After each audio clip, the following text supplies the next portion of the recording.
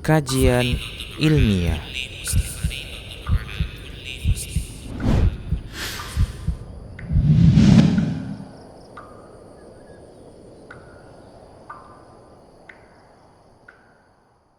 Assalamualaikum warahmatullahi wabarakatuh.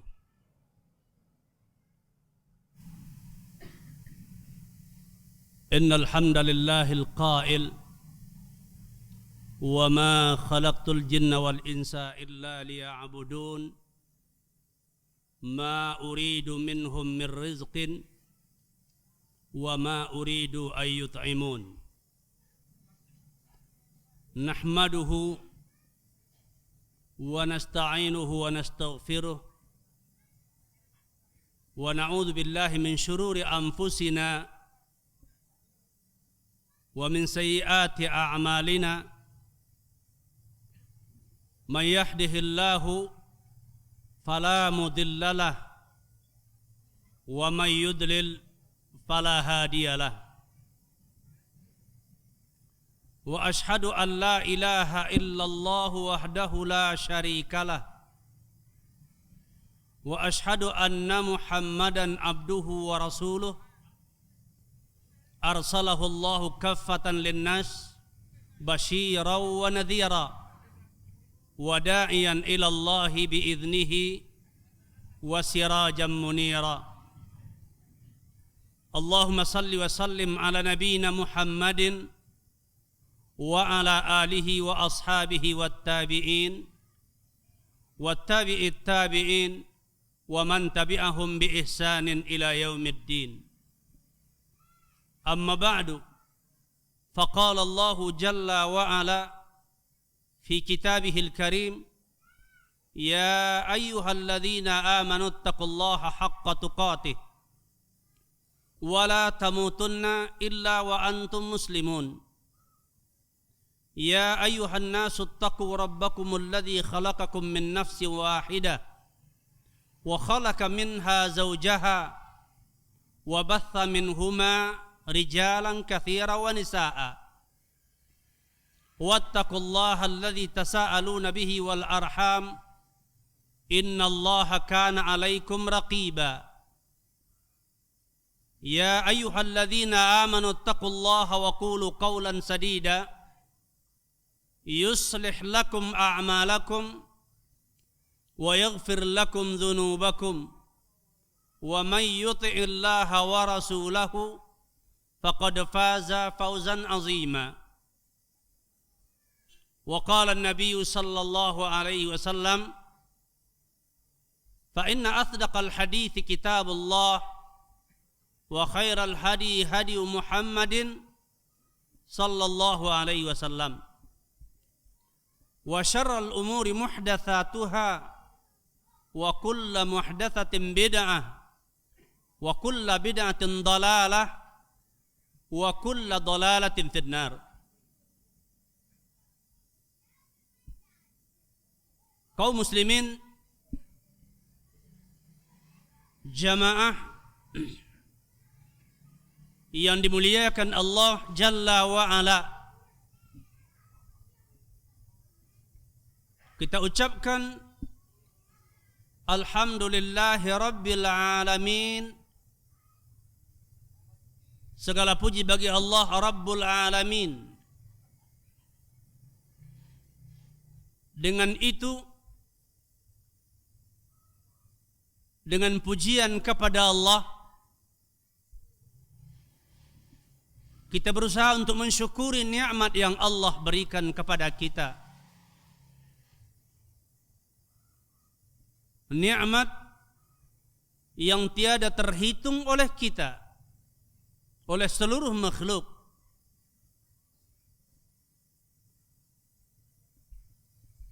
Di antaranya nikmat kesehatan, nikmat lapangnya waktu,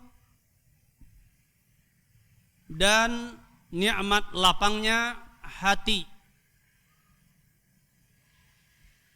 Dan terutama sekali nikmat hidayah. Hidayah ilal Islam wal iman.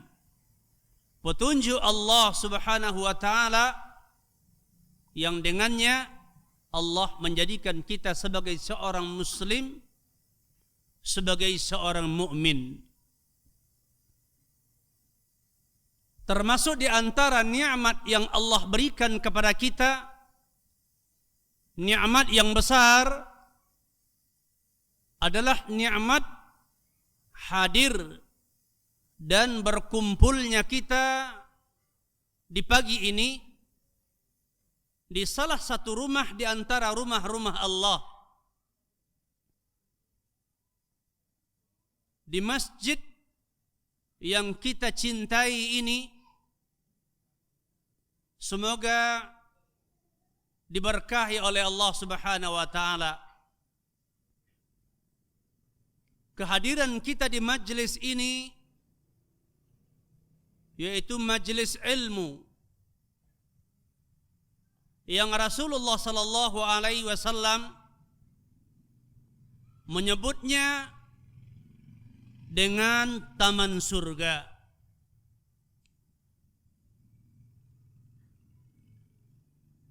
Seseorang berada di taman biasanya adalah untuk mencari ketenangan dan hiburan hati, beristirahat untuk mendapatkan kebahagiaan, kepuasan batin.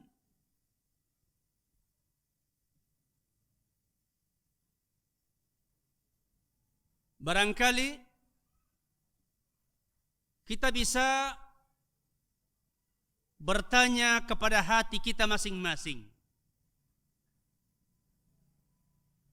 Cobalah jamaah sekalian minta fatwa kepada hati. Istafti qalbak. Mintalah fatwa kepada hatimu. Mana kira-kira kita merasa puas, merasa tenang, merasa senang ketika berada umpamanya di Taman Istana Maimun atau di Taman Mini atau di taman-taman indah lainnya, dengan ketika berada di taman surga, yaitu di majelis ilmu, di rumah Allah Jalla wa Ala.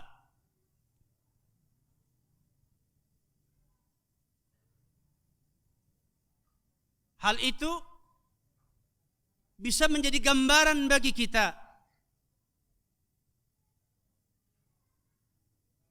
tentang bagaimana kecintaan kita kepada Allah dan apa-apa yang diridhoi oleh Allah Subhanahu wa taala, dan seberapa kepercayaan kita atas kabar yang disampaikan oleh Rasulullah sallallahu alaihi wasallam.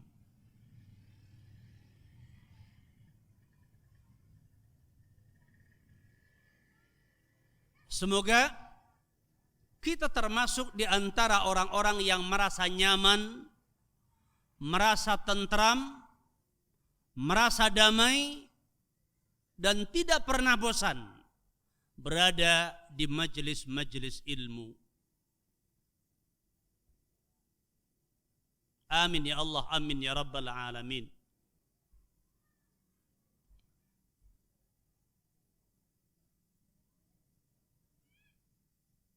Semoga syukur kita atas nikmat-nikmat yang Allah berikan kepada kita menambah kenikmatan itu sendiri, sebagaimana yang dijanjikan oleh Allah, orang-orang yang bersyukur Allah akan tambahkan nikmat untuk mereka.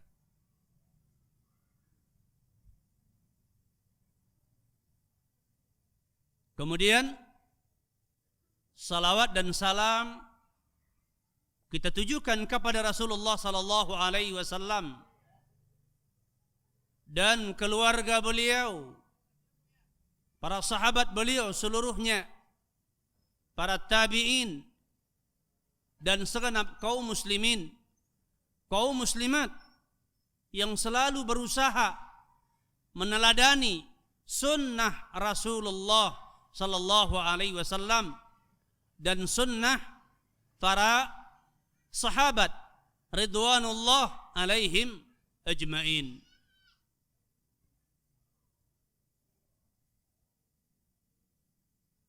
Kaum muslimin, para jamaah sekalian yang dimuliakan Allah Subhanahu wa taala, tema kajian kita pada hari ini yaitu adalah syarat-syarat diterimanya amal. Kenapa kita harus bicarakan? Kenapa harus kita pelajari syarat-syarat diterimanya amal? Dikarenakan besarnya kebutuhan kita terhadap diterimanya amal-amal kita di sisi Allah Subhanahu wa taala.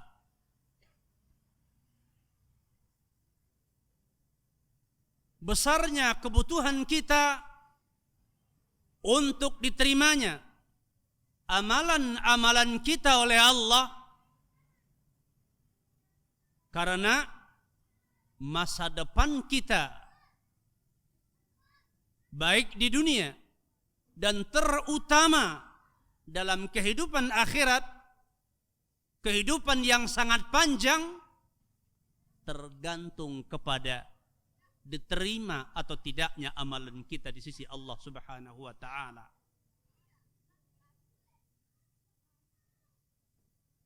Allah berfirman di surat Yasin ayat 54, "Fal yauma la tuzlamu nafsun syai'a wa la tujzauna illa ma kuntum ta'malun." Pada hari kiamat itu seorang hamba tidak dizalimi sedikit pun, dan tidaklah mereka dibalas oleh Allah, tidaklah kalian dibalas oleh Allah kecuali atas apa-apa yang kalian amalkan dalam kehidupan dunia.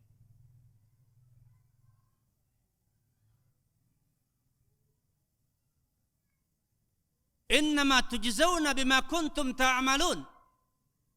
Hanya saja kalian dibalas oleh Allah adalah dengan apa-apa yang kalian amalkan.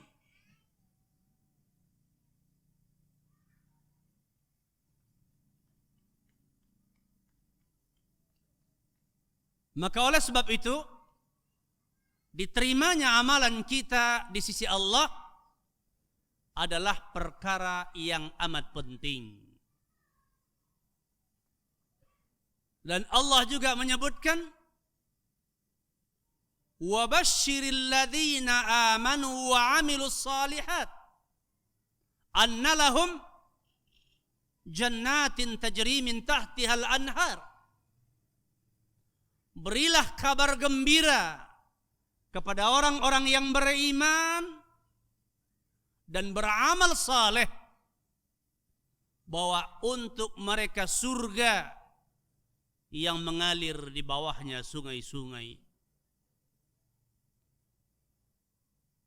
Maka amalan yang diterima oleh Allah adalah satu kebutuhan terbesar dalam kehidupan seorang hamba.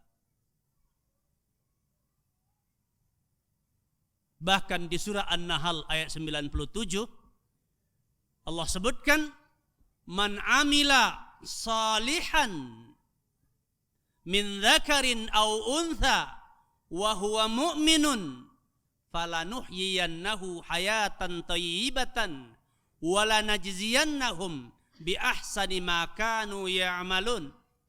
Barang siapa yang beramal dengan amal yang saleh, amal-amal yang baik, amal yang diterima Allah, yang diridhai oleh Allah, baik dia laki-laki maupun dia wanita, tanpa kecuali. Dan dia adalah seorang mukmin, seorang yang beriman, maka pasti kami berikan kepadanya kehidupan yang baik. Kata para ulama, itu kebaikan hidup di dunia.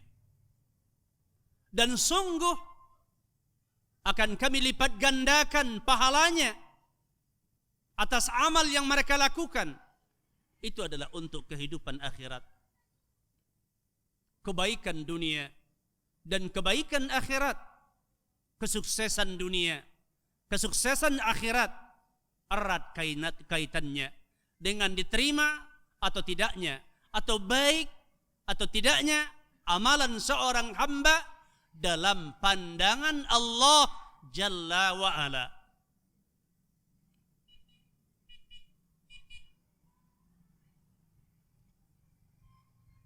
Ada muskil, sesuatu yang menimbulkan keraguan dari sebahagian kaum muslimin, para penuntut ilmu.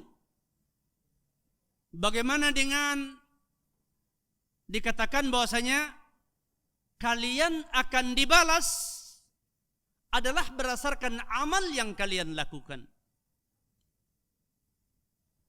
Sementara di dalam hadis dikatakan bahwa seseorang tidak masuk ke dalam surga dengan amalnya, melainkan dengan rahmat Allah. Seseorang tidak masuk ke dalam surga dengan amalannya, akan tetapi dengan rahmat Allah.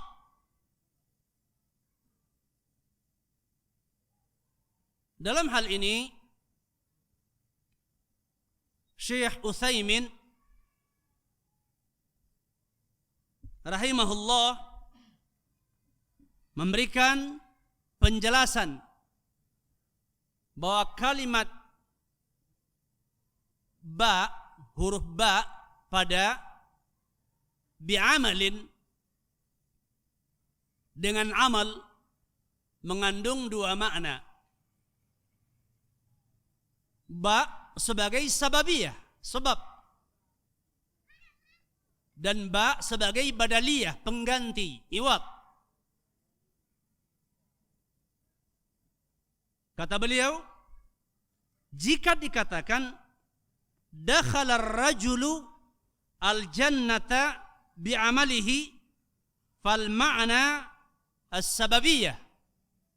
Kalau dikatakan seorang itu masuk ke dalam surga dengan amal, dengan amalnya, maka maknanya adalah bahwa orang itu masuk ke dalam surga dengan sebab amal,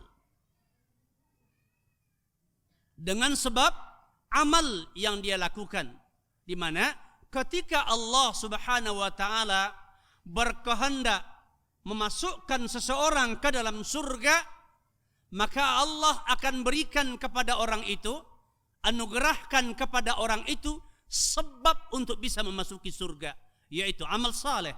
Maka Allah akan berikan nikmat kepadanya, bisa beramal dengan amal saleh. Dan kalau dikatakan bahwasanya lan yadkhular rajulu al-jannata bi'amalin, bahwa seseorang tidak masuk ke dalam surga dengan amal, maka ba adalah sebagai badaliyah. Artinya surga bukanlah sesuatu yang setimpal dengan amal yang dilakukan seorang hamba. Ya, surga tidaklah setimpal dengan amal yang dilakukan seorang hamba. Di mana andai kata nikmat Allah dibandingkan dengan amal yang dilakukan seorang hamba, maka satu saja nikmat Allah tidak sebanding dengan seluruh amal yang dilakukan seorang hamba. Besarnya nikmat dan karunia Allah kepada seorang hamba. Akan tetapi jamaah sekalian yang dimuliakan Allah, Allah Subhanahu wa taala memandang dan menilai amal-amal yang dilakukan seorang hamba yang mungkin dalam pandangan hamba tersebut ringan dan kecil, di hadapan Allah itu dipandang besar sekali. Ya, Allah mengagungkan amalan seorang hamba sekalipun terkadang seorang hamba ya melaksanakannya tidak dengan bersusah payah.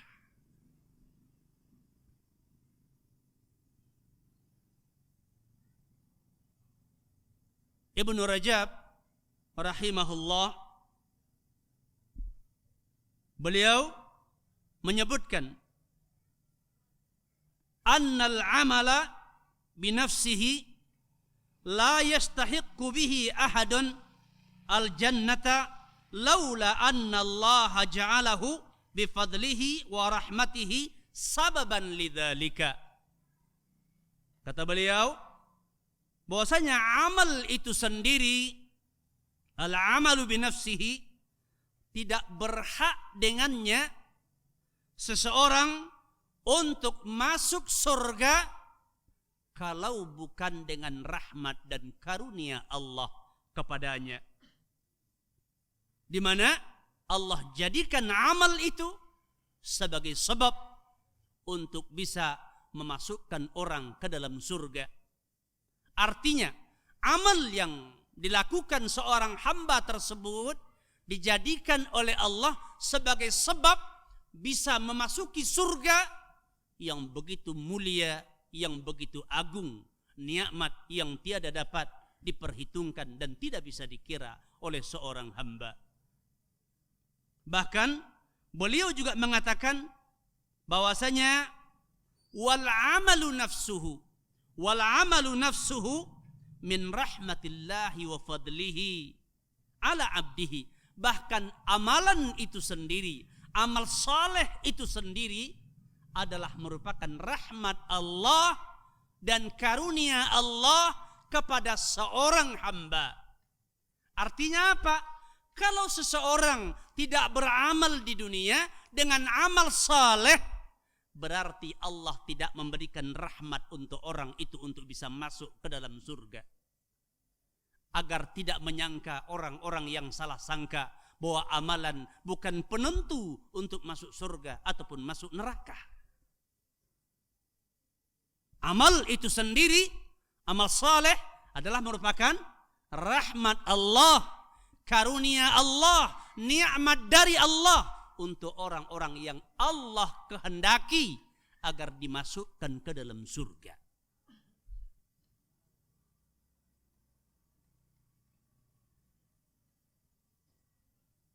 Ya, pentingnya amal.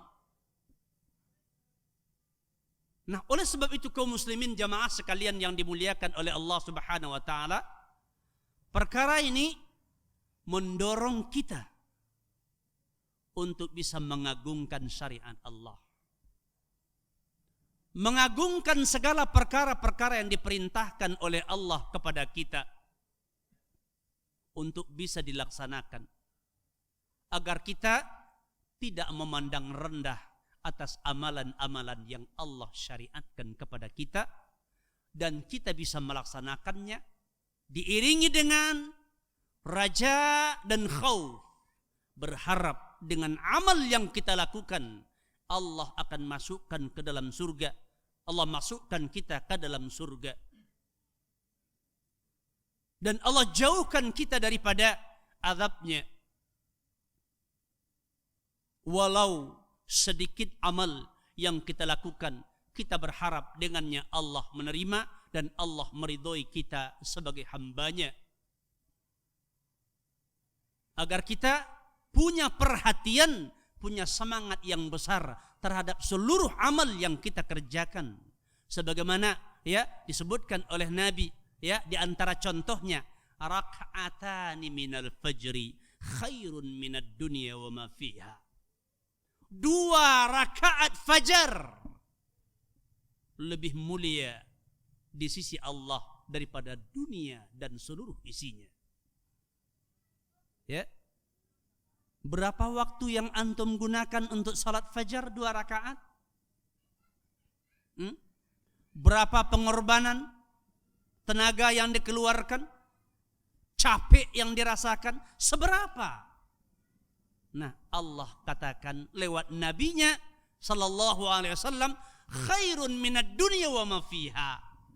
Lebih mulia, lebih baik daripada dunia dan seluruh isinya. Ini targhib ya ikhwan. Bagaimana seorang itu mungkin ya memandang rendah amalan-amalan yang disyariatkan Allah Subhanahu wa taala. Atau sebagaimana Musa berdoa, "Ya Allah, ajarkan kepadaku 1 kalimat yang dengannya aku berzikir menyebut namamu, yang dengannya aku berdoa kepadamu ya Allah." Allah katakan, "Ya Musa, qul la ilaha illallah." Wahai Musa, katakan kalimat la ilaha illallah. Kata Musa, "Wahai Rabbku, semua hambamu mengucapkan itu."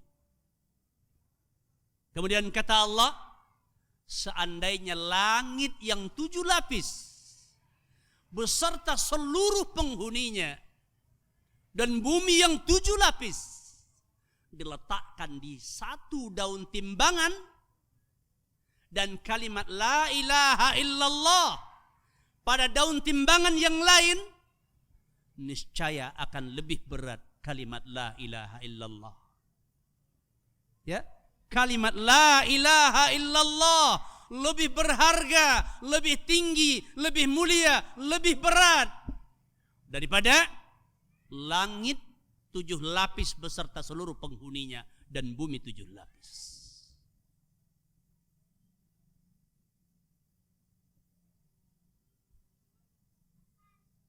Dan amalan yang paling afdol adalah mengucapkan kalimat la ilaha illallah, yang dengannya orang akan dikeluarkan dari neraka dan akan dimasukkan ke dalam surga, dan dia berhak mendapatkan yaitu kebahagiaan, mendapatkan kesuksesan di sisi Allah Subhanahu wa taala. Oleh sebab itu, ikhwan sekalian dan para akhwat yang dimuliakan Allah, hendaknya kita memperhatikan amalan-amalan yang disyariatkan dan besar perhatian kita di dalam melaksanakannya. Agungkan syariat tersebut.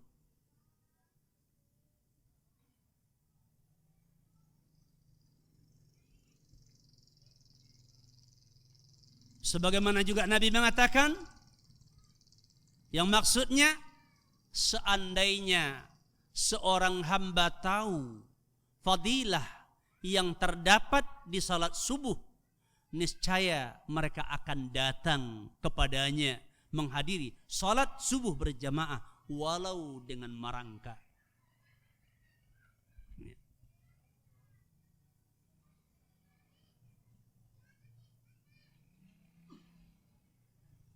Amalan-amalan seorang hamba di sisi Allah amatlah besar. Maka jangan sampai kita memandang rendah amalan-amalan, walaupun ringan, walaupun mudah dilakukan. Maka jangan engkau remehkan satu amalan, walau sekecil apapun di dalam pandanganmu, namun dia besar dalam pandangan Allah Jalla wa'ala.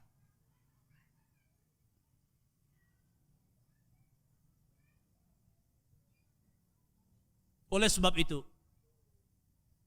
karena begitu pentingnya amal saleh, amal yang diterima oleh Allah Subhanahu wa taala, maka kita perlu mengetahui bagaimana syarat-syarat yang perlu kita ketahui dan perlu kita jaga agar amalan tersebut menjadi amalan yang tidak sia-sia di hadapan Allah Subhanahu wa taala.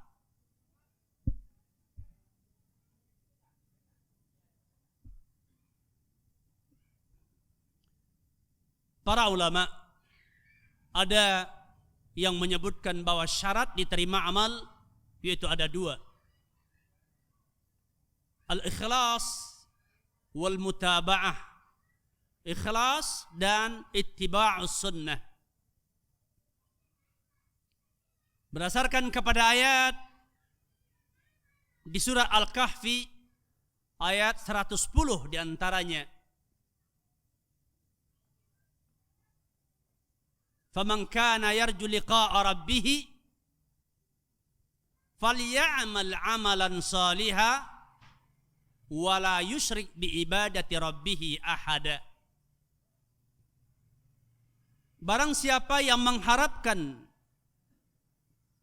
liqa'ullah, bertemu dengan Allah, melihat wajah Allah dan mengharapkan balasan dari Allah atas amal-amal yang mereka lakukan, falyamal 'amalan salihah, hendaklah dia beramal dengan amal-amal saleh.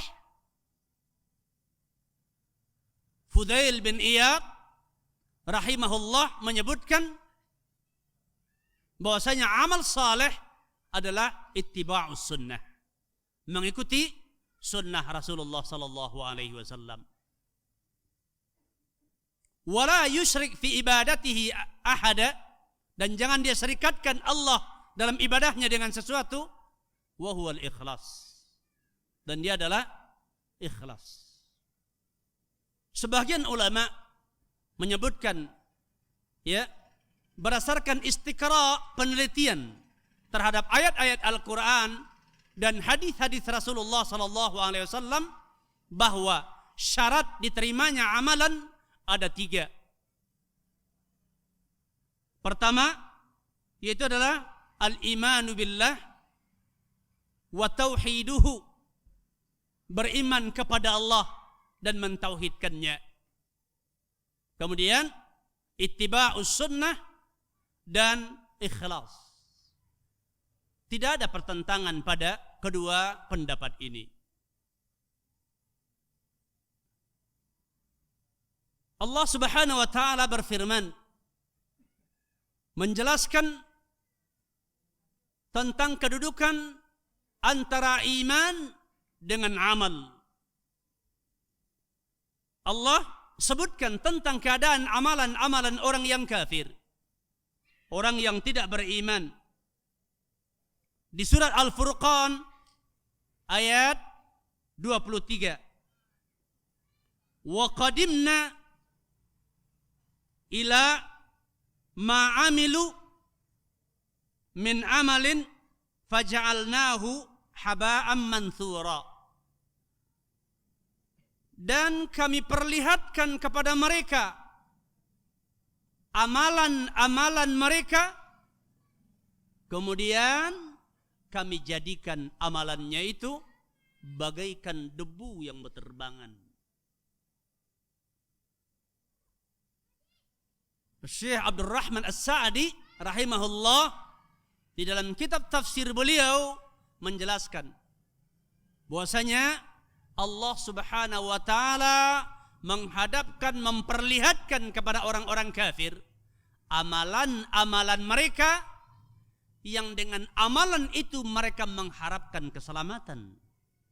Orang-orang musyrik yang beribadah kepada selain Allah, orang-orang yang mengajukan, yang menghadapkan sebagian ibadahnya kepada selain Allah, dengan ibadahnya itu dia mengharapkan keselamatan, dia mengharapkan kebahagiaan, dia mengharap terbebas daripada azab.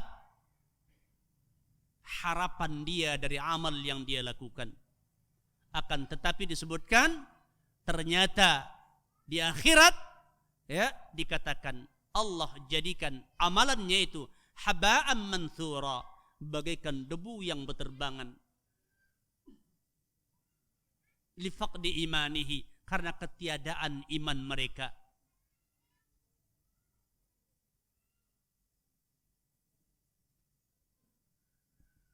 Alladzi sadara, yang muncul dari mukadzibin lillahi wa lirusulihi, dari orang yang mendustakan Allah dan mendustakan Rasulnya sallallahu alaihi wasallam.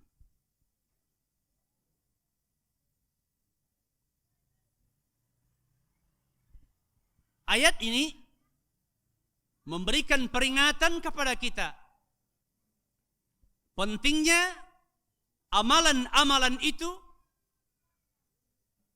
didasari dengan iman. Mesti dia menjadi seorang mukmin. Tanpa iman kepada Allah, tanpa tauhid, seluruh amalan tidak berguna bagi mereka, bagi orang yang beramal. Atau orang-orang yang mengaku bertauhid, yang tauhidnya batal karena kesyirikannya, dengan syirik akbar, mengakibatkan amalan-amalan baik yang dia lakukan di hadapan Allah tidak ada nilainya.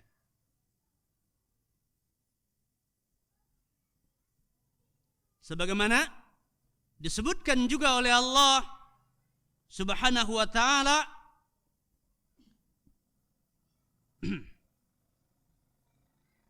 di dalam Al-Quranul Karim,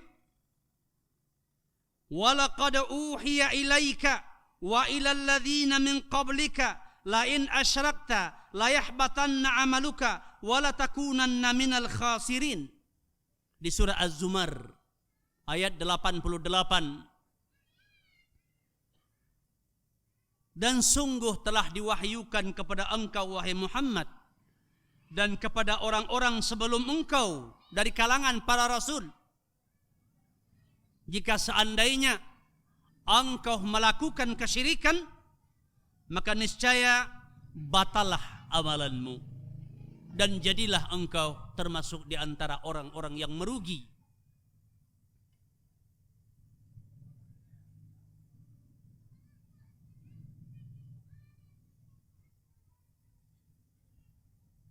Perlunya iman agar amal seseorang diperhitungkan di sisi Allah, dibalas oleh Allah Subhanahu wa ta'ala. Kemudian juga innama yataqabbalullahu minal muttaqin. Hanya saja Allah Subhanahu wa ta'ala menerima amalan-amalan yang dilakukan oleh orang yang bertakwa.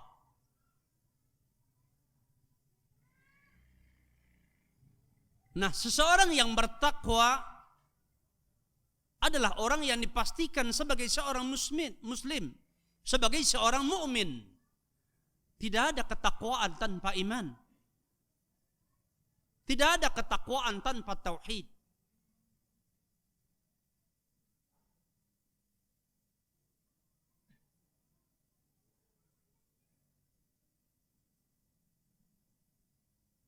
Maka tanpa Islam, tanpa iman, tanpa tauhid, seluruh amalan-amalan tidak saleh di hadapan Allah Subhanahu wa ta'ala.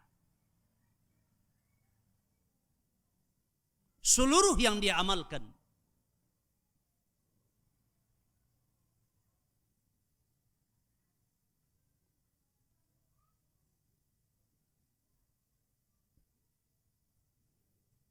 dan kemudian sebagaimana juga dalam hadis Rasulullah sallallahu alaihi wasallam yang diriwayatkan oleh Imam Muslim,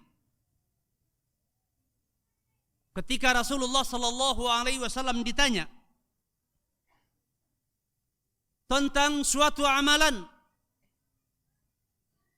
yang bisa menyelamatkannya, yang dia tidak akan bertanya kepada orang lain, kata Rasulullah sallallahu alaihi wasallam, "Qul amantu billah tsumma istaqim." Katakanlah, kata Rasulullah, aku beriman kepada Allah, kemudian istiqamah engkau di atas iman kepada Allah.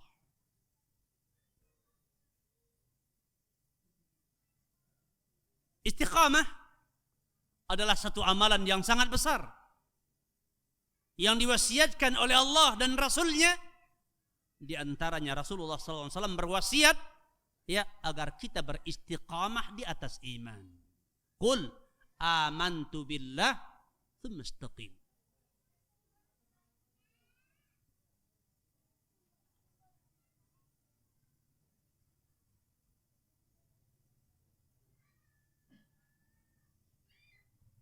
Dan juga seperti di surah An-Nahl ayat 97 yang kita sebutkan tadi, man amila salihan min dzakarin au untha wa huwa mu'minun.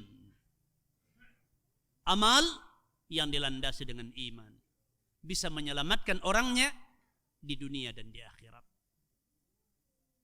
mendatangkan kebaikan bagi orangnya di dunia dan di akhirat.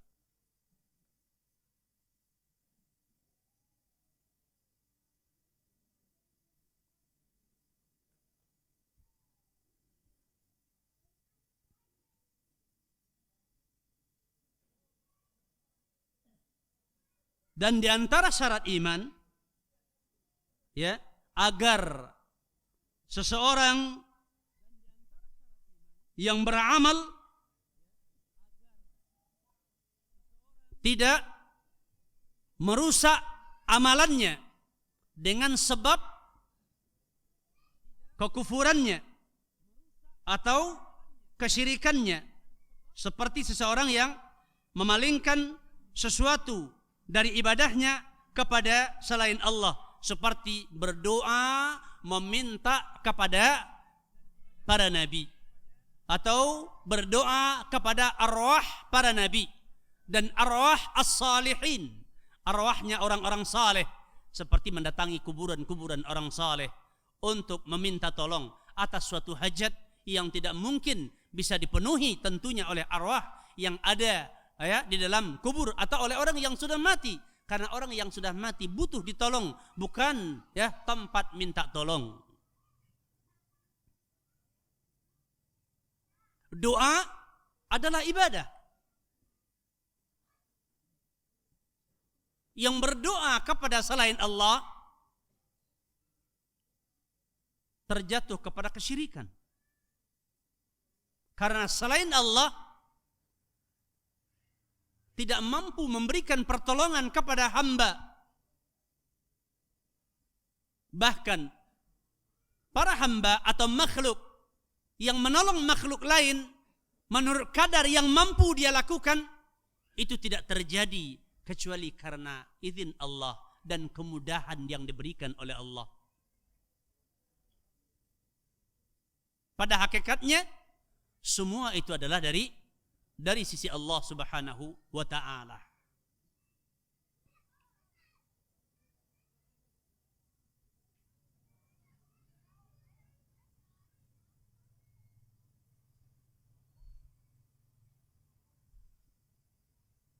Itu yang pertama, syarat diterimanya amal, yaitu iman, tauhid.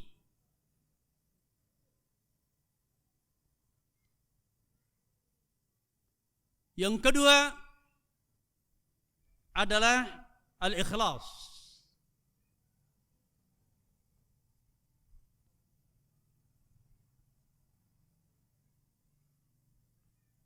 Wahwa, dia adalah al-amalu al-khalisu, amal yang suci, amal yang murni, liibtigha'i mardatillah, untuk mengharapkan keridhaan Allah Subhanahu wa ta'ala, min ghairi riya'in wala sum'ah, tanpa riya dan sum'ah.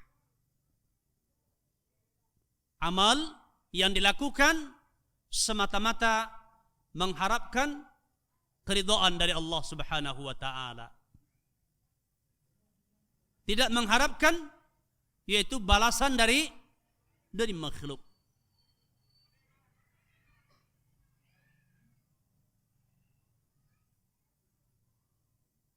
Sebagaimana firman Allah Subhanahu wa ta'ala, fad'ullaha mukhlishina lahuddin, maka berdoalah kamu sekalian kepada Allah, mintalah oleh kamu sekalian kepada Allah dengan mengikhlaskan ad-din untuk Allah Subhanahu wa taala. Mengikhlaskan doanya, memurnikan doanya hanya kepada Allah Subhanahu wa taala, bukan kepada selainnya.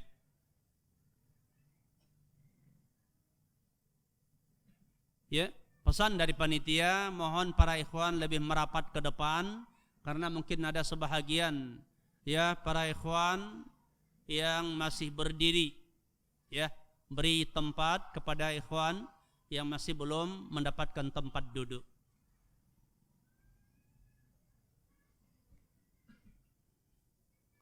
Dan firman Allah juga di surah Al-Bayyinah ayat 5,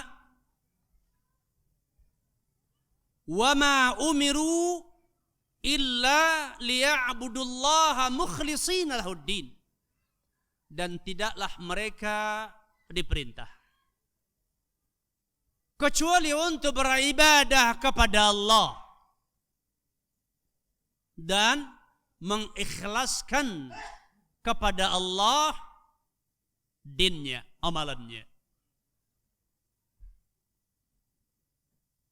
Ad-din bermakna amalan dan bermakna jaza.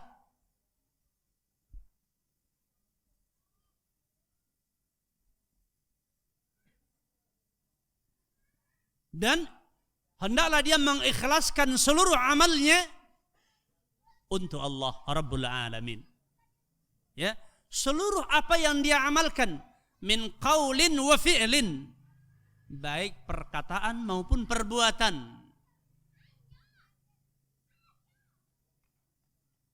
Secara mujmal, global, sebagai seorang muslim, kita diperintahkan oleh Allah yaitu ikhlas dalam beribadah, dalam beramal. Secara rinci, semua amal yang kita lakukan, baik itu ketika melaksanakan apa yang diperintahkan oleh Allah, atau dalam meninggalkan apa-apa yang diharamkan oleh Allah, hendaknya itu diniatkan ketika melakukannya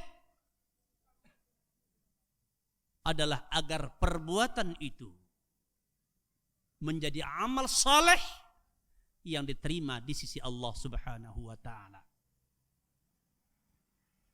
Apakah itu ibadah kepada Allah maupun itu muamalah bainan nas. Perkara-perkara duniawi, Syekh Utsaimin rahimahullah menyebutkan, ketika seseorang makan dan minum dengan tujuan menghilangkan rasa lapar, membekali tenaganya, dirinya, semata itu, maka itu adalah adat, menjadi adat, dan dia tidak mendapat pahala dengannya. Ketika seseorang makan dan minum berniat mengamalkan perintah Allah, kulu washrabu wa la tusrifu, makanlah kalian dan minumlah kalian dan jangan kalian berlebihan.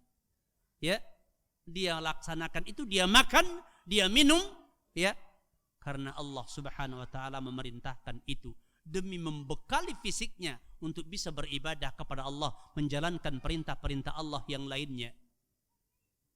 Maka dengan itu dia mendapatkan pahala di sisi Allah Subhanahu wa taala.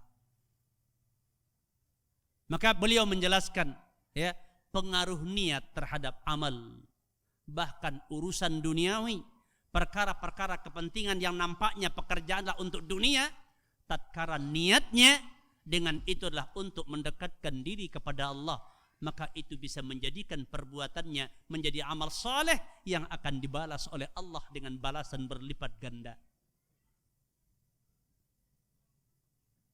Bahkan dalam hadis juga disebutkan, ketika Rasulullah sallallahu alaihi wasallam menyebutkan tentang fadilah orang kaya yang menghabiskan hartanya ke jalan Allah,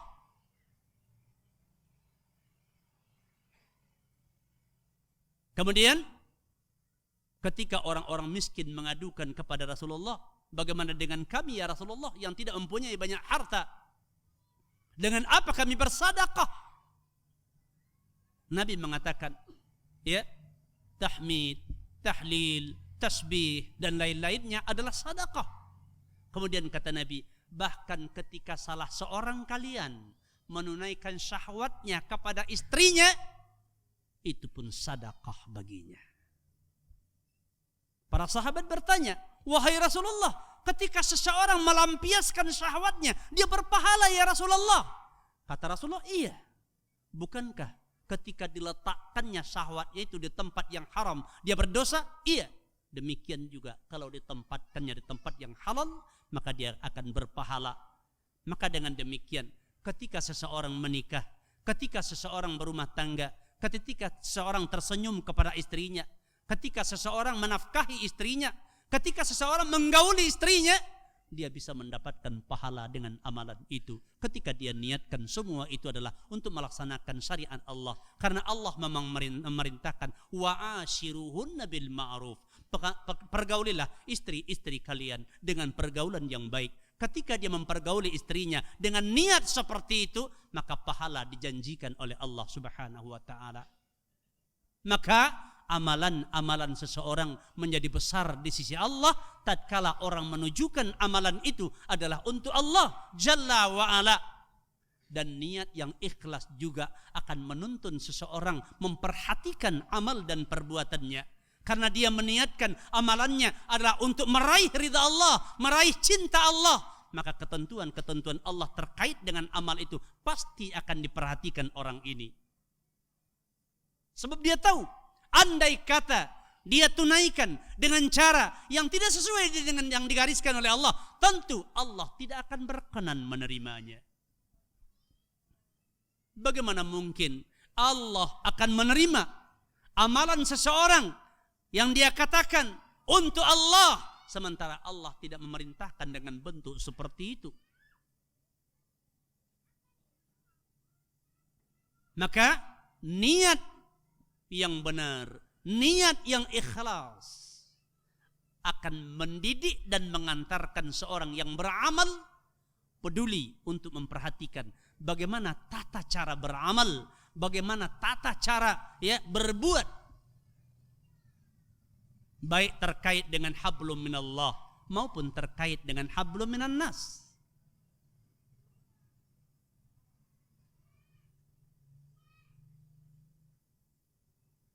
Seperti juga yang Allah sebutkan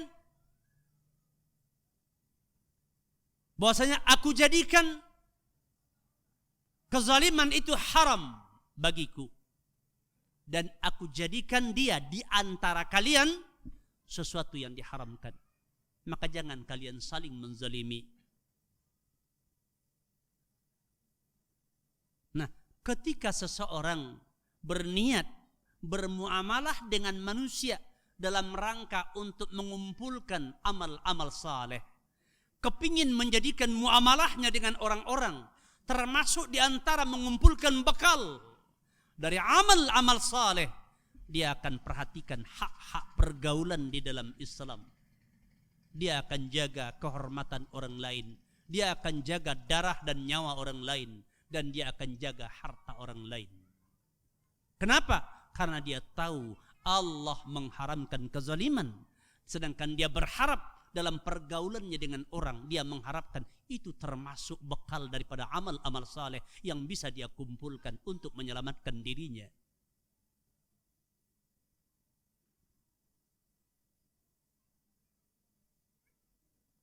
Semua ini didorong oleh karena keikhlasan kepada Allah. Karena orang beramal pasti memperhatikan dalam amalnya bagaimana agar amalnya bisa mengantarkan dia untuk mendapatkan apa yang dia inginkan. Kalau orang beramal untuk kepentingan dunianya, maka dia akan perhatikan bagaimana agar dalam amalnya itu dunia yang diharapkan bisa dia gapai. Umpamanya orang yang berdagang ingin meraih keuntungan besar di dunia, mendapatkan laba yang banyak, dan itu motivasi utama dalam hidupnya. maka segala cara yang bisa mendatangkan keuntungan menurut perhitungan dia akan lakukan, walaupun dengan cara mungkin berlaku zalim kepada orang lain, mungkin dengan cara yang diharamkan Allah, mungkin dengan riba.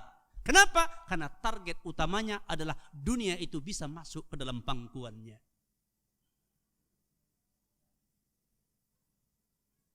Besarnya pengaruh keikhlasan terhadap amal seseorang dan besarnya pengaruh keikhlasan terhadap nilai amal di hadapan Allah.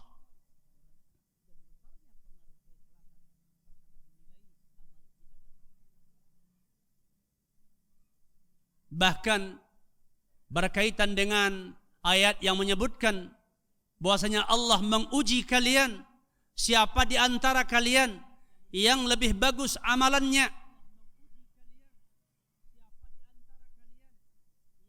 Maka kata Fudail bin Iyad, ya, berkaitan dengan waliyabluwakum ayyukum ahsanu amala. Dia menguji engkau sekalian, siapa di antara kalian yang lebih bagus amalannya. Pengertian ahsanuhum amala ay akhlasuhu wa aswabuhu. Yang paling ikhlas dan yang paling benar amalannya. Syekh Ibrahim Ibnu Amir Ar-Ruhaili, ya, menyebutkan bahwasanya ikhlas itu bertingkat-tingkat. Ya, ikhlas bukan satu tingkatan. Kenapa? Karena Fudail menyebutkan akhlasuhu, yang paling ikhlas.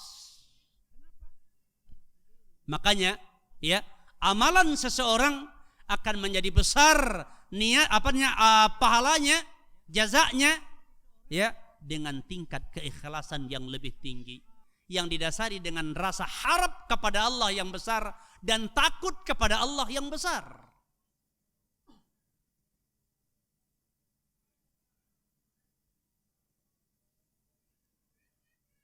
Makanya dikatakan innama yakhshallaha min ibadihi al-ulama. Orang yang paling takut kepada Allah di antara hambanya adalah para ulama. Dan para ulama itu dikatakan bahkan adatnya saja menjadi ibadah. Artinya perbuatan-perbuatan yang bersifat adat menjadi ibadah. Itu ulama. Bahkan tidurnya ulama menjadi ibadah.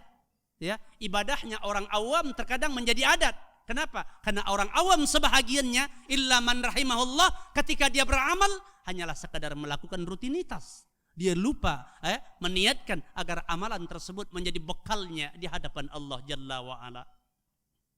Illa man rahimahullah, kecuali orang yang dirahmati oleh Allah.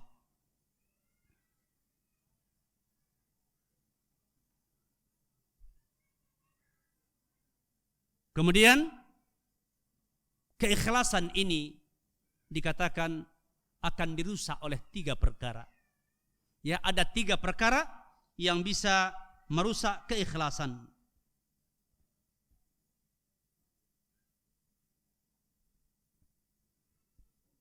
Pertama, riya. Kedua, sum'ah. Ketiga, iradatul insan bi'amalihi ad-dunya. Pertama riya, kedua sum'ah, ketiga orang yang beramal dengan amalnya dia mengharapkan dunia. Syekh Utsaimin rahimahullah menyebutkan riya terbagi 3. Ya, riya dan pengaruhnya terhadap amal terbagi kepada 3. Pertama, ayyakuna al-ba'ithu 'ala al-ibadati mura'atan nas min al-asli. Bahwasanya yang mendorong seseorang beramal, ya, yang mendorong orang melakukan suatu amal adalah agar dilihat manusia, yaitu penilaian manusia. Itu yang mendorong dia beramal. Artinya riya terjadi di awal amal atau pada aslul amal. Ya, orang yang salat, ya, atau membaguskan salatnya untuk dipuji orang karena dilihat oleh orang. Ya. Maka hal ini dikatakan mubtilul ibadah, membatalkan ibadahnya. Dia tidak mendapatkan jaza daripada ibadah yang dia lakukan. Ketika dia melakukan ibadah, berharap pujian manusia kepadanya. Dia beribadah mengharapkan pujian manusia kepada dirinya. Maka dia tidak dapat pahala dari yaitu ibadah tersebut.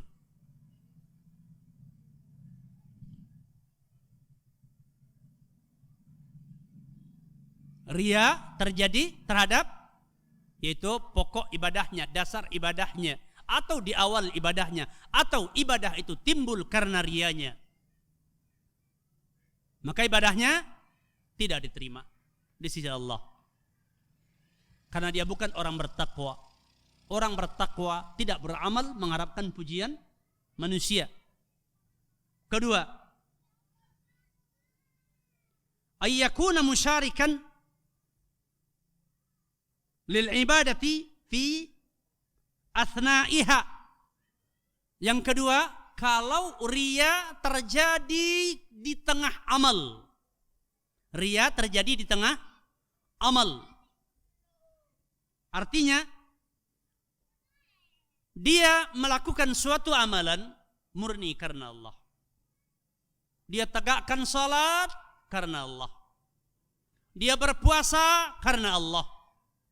Dia berhaji karena Allah.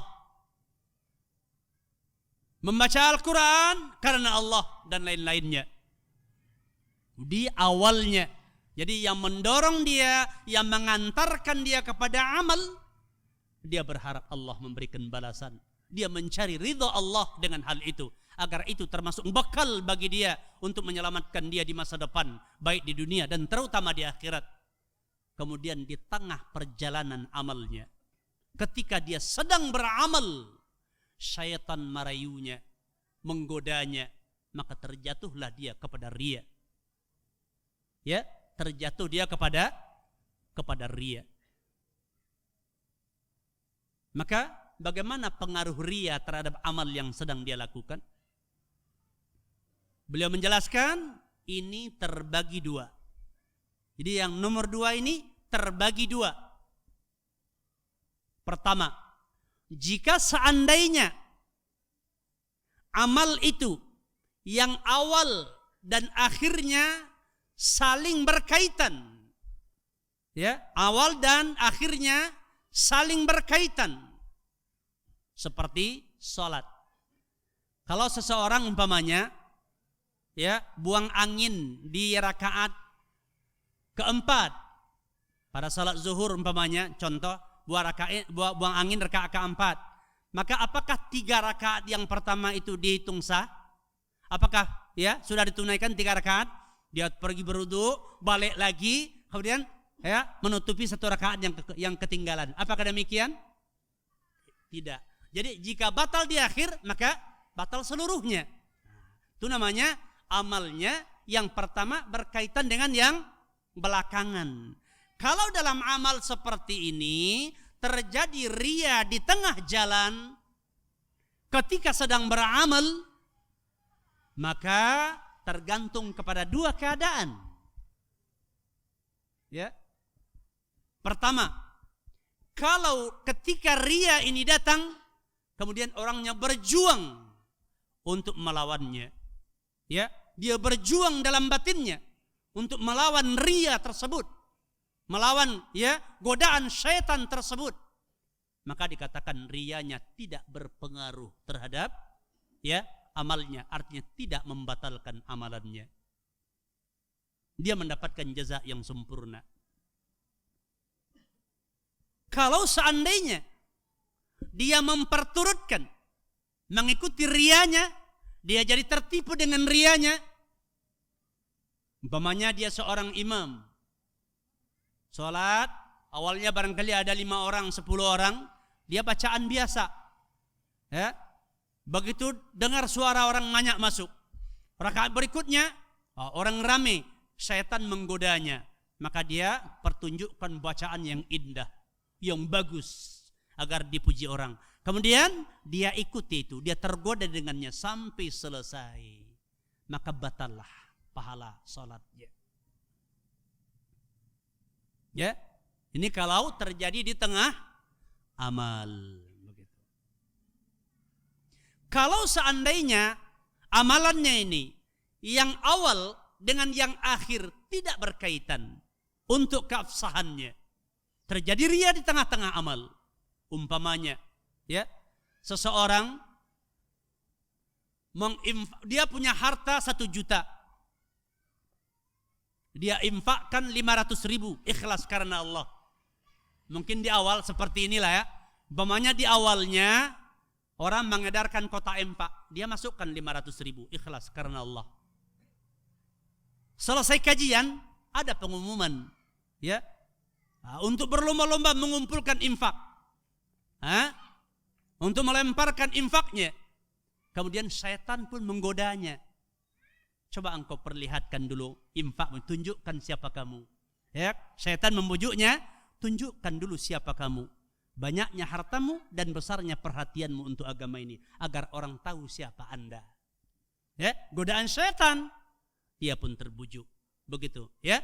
Maka dikeluarkannya uangnya yang 500.000 lagi, yang tadinya rencananya mungkin 500.000 ada kepentingan lain. Kemudian ini karena godaan syaitan dan berharap pujian orang, bukan untuk menambah pahalanya, terutama tapi adalah agar dipuji orang, bahwa dia orang yang peduli, ya, maka dia keluarkan lagi 500.000 lagi, atau mungkin lebih,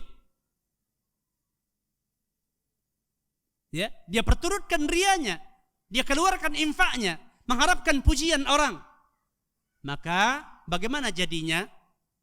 500.000 yang pertama mendapatkan pahala, ya, karena dia lakukan dengan ikhlas. 500.000 yang kedua tidak mendapat pahala karena dilakukan dengan riya.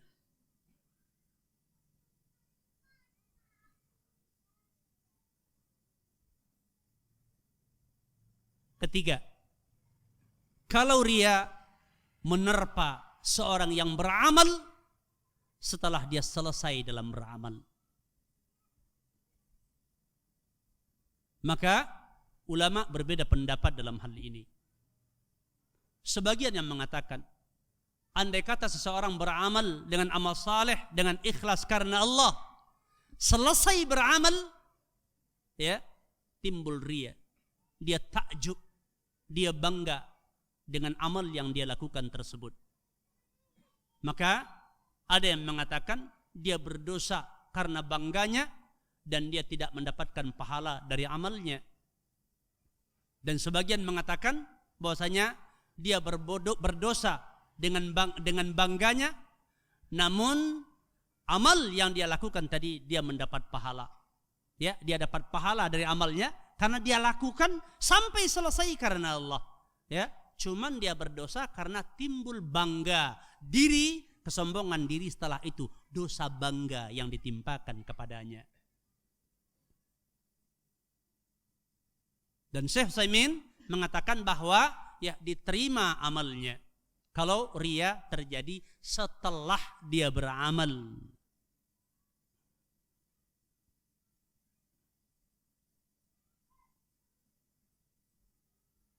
Nah, para salaf sangat hati-hati dan sangat peduli di dalam menjaga, ya, yaitu keikhlasan.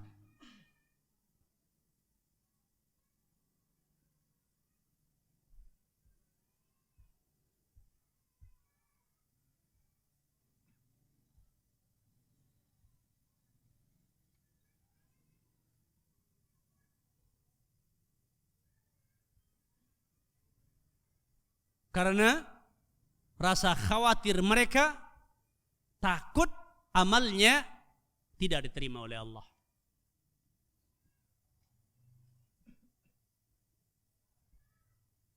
Bahkan ada yang mengatakan, seandainya aku tidur semalaman tanpa bangun untuk sholat malam, kemudian aku menyesal di paginya, itu lebih aku sukai daripada aku bangun sepanjang malam menunaikan salat dan paginya aku berbangga dengan salat malam yang aku lakukan.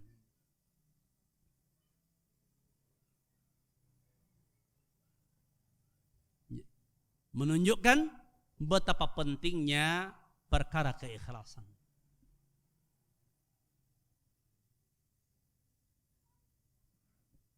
Kemudian perkara kedua yang merusak keikhlasan adalah as-sum'ah, yaitu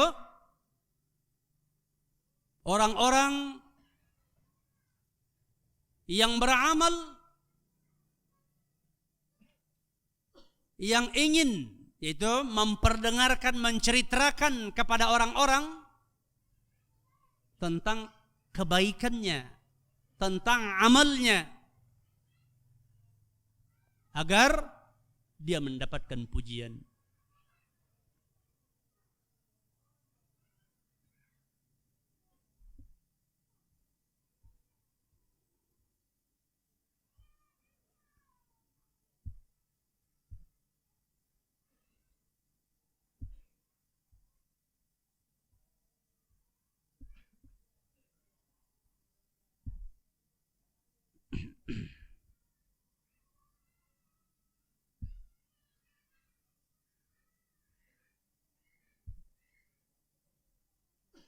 Itu adalah sum'ah.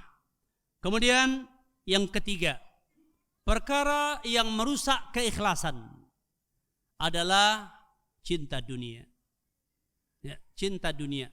Orang yang beramal, yang dengan amalnya dia mengharapkan dunia. Allah berfirman di surat Asy-Syura ayat 20. Man kana yuridu harthal akhirah nazid lahu fi harthihi wa man kana yuridu harthad dunya nu'tihi minha wa ma lahu fil akhirati min nasibin.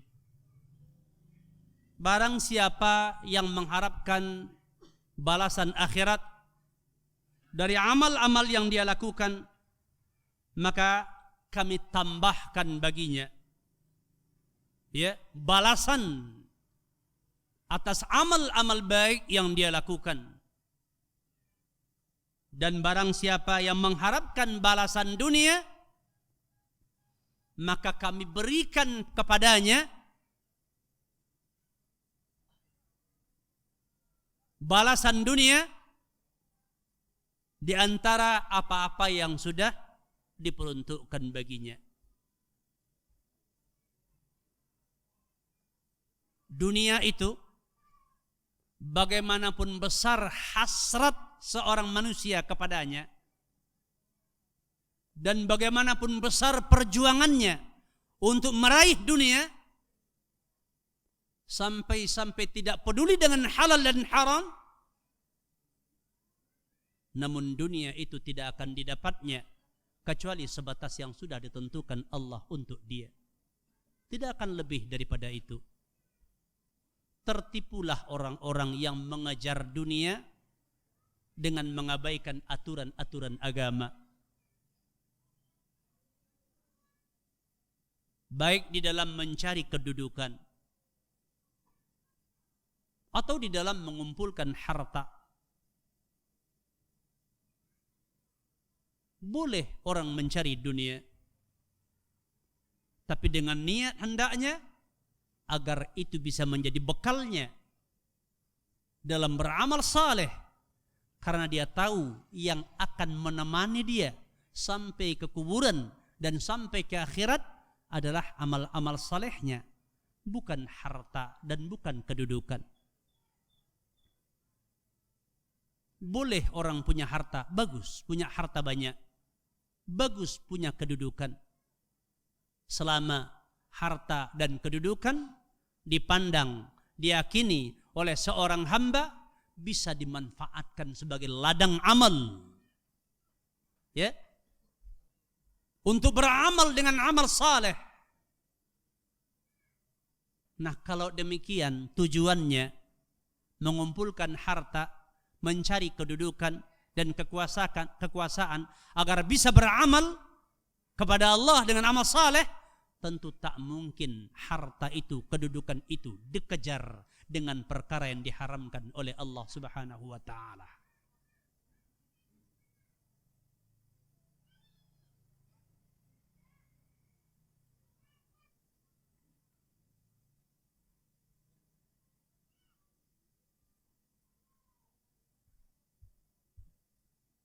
Nah, orang yang seluruh amalnya ditujukan untuk kepentingan dunia, ini tentu tidak terjadi bagi seorang muslim, bagi seorang mukmin. Ya. Karena seorang muslim, seorang mukmin dengan kadar amalnya, dengan kadar imannya, pasti dia akan berharap kehidupan akhirat dan ridha Allah, ya, dari amal-amal yang dia lakukan, walaupun pada sebahagiannya. Karena boleh jadi bagi seorang mukmin, bagi seorang muslim melaksanakan amal, ada dari sebagian amal yang dia lakukan yang rusak tujuannya, rusak niatnya, karena tertipu dengan dunia.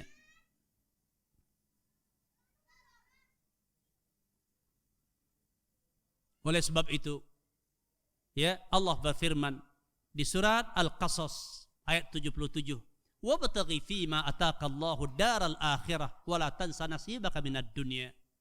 Raihlah kehidupan akhiratmu dengan apa-apa yang Allah berikan kepadamu dan jangan engkau lupakan bahagianmu di dunia.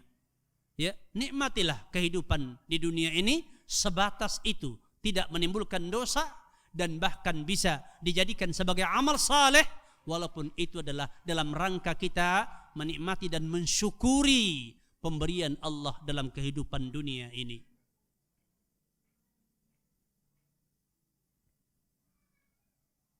Yang ketiga, ya, syarat diterimanya amal adalah ittiba'us sunnah, mengikuti sunnah Rasulullah sallallahu alaihi wasallam.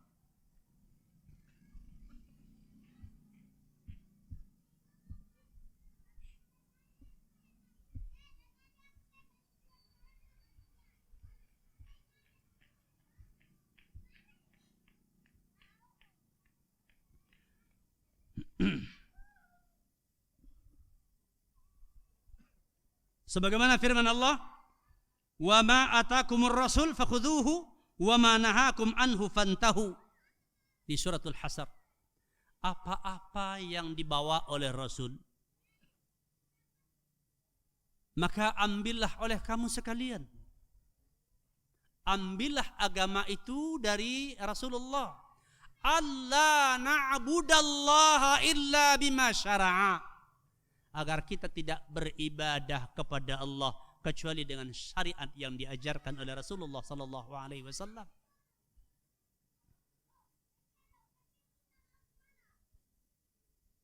Dan apa-apa yang dilarang oleh Rasulullah sallallahu alaihi wasallam, maka hendaklah kalian tinggalkan.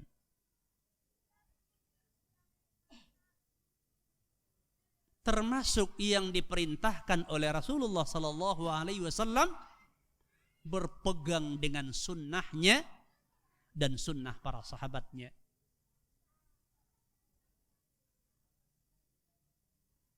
May ya'is minkum min ba'di fasayara ikhtilafan katsira fa'alaikum bisunnati wa sunnatil khulafa'ir rasyidin al-mahdiyyin addu 'alaiha bin nawajiz.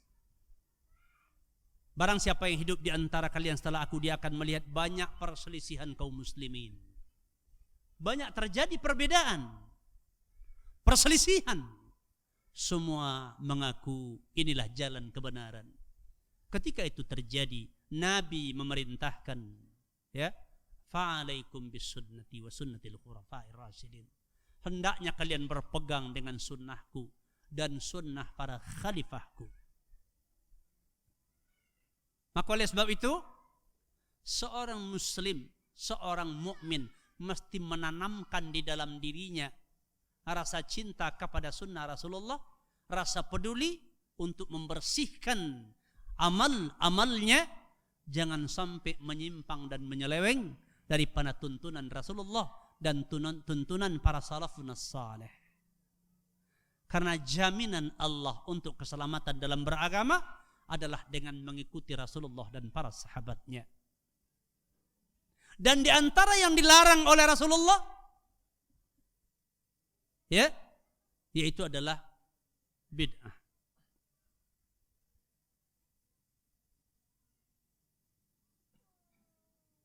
Wa iyyakum wa muhdatsatil umur.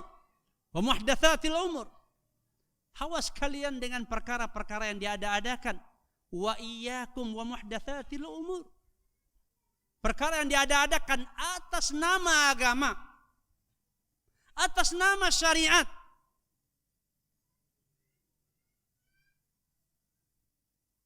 Ala ghairi mithalin sabiqin, tanpa ada contoh sebelumnya, tanpa ada dalil dari syariat. Fa inna kulla muhdatsatin bid'ah. Sesungguhnya semua bid'ah atas nama agama, semua yang diada-adakan dan diatasnamakan termasuk agama, maka ini adalah bid'ah. Fa inna kulla bid'atin dhalalatun. Semua bid'ah yang diada-adakan kemudian dinisbatkan kepada agama, ini adalah agama dan itu adalah kesesatan. Seorang mukmin harus tertanam dalam hatinya takut tersesat atas nama agama. Jangan sampai ada unsur pembelaan atas suatu faham, suatu akidah, suatu amalan, suatu ucapan yang tidak ditemukan dalilnya dari kitab, dari sunnah, dan tidak dinasihatkan oleh para ulama untuk memegangnya. Bahkan ulama telah mengajarkan kita bagaimana beragama sesuai dengan sunnah, bagaimana mengikuti manhaj salaful ummah. Innamal ulama warasatul anbiya. Ulama pewaris Nabi. Maka ambil agama ini dari ulama.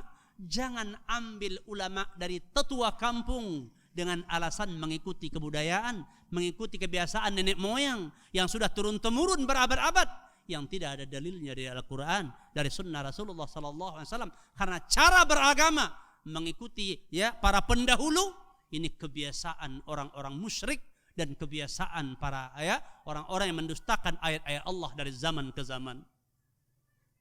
Demikian para ikhwani fid din, a'azzani Allah wa iyyakum jami'a. Kita berharap agar amalan-amalan kita termasuk di antara amal-amal yang baik di dalam itu hitungan Allah diterima di sisi Allah Subhanahu wa taala dan bisa menjadi bekal bagi kita.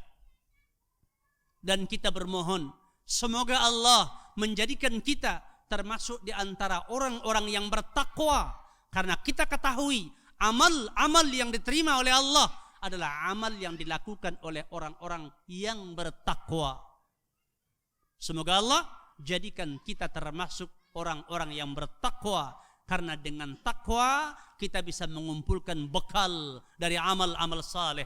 Wa tazawwadu fa inna khaira zadi at-taqwa. Dan berbekallah kamu sekalian, sesungguhnya sebaik-baiknya bekal adalah takwa.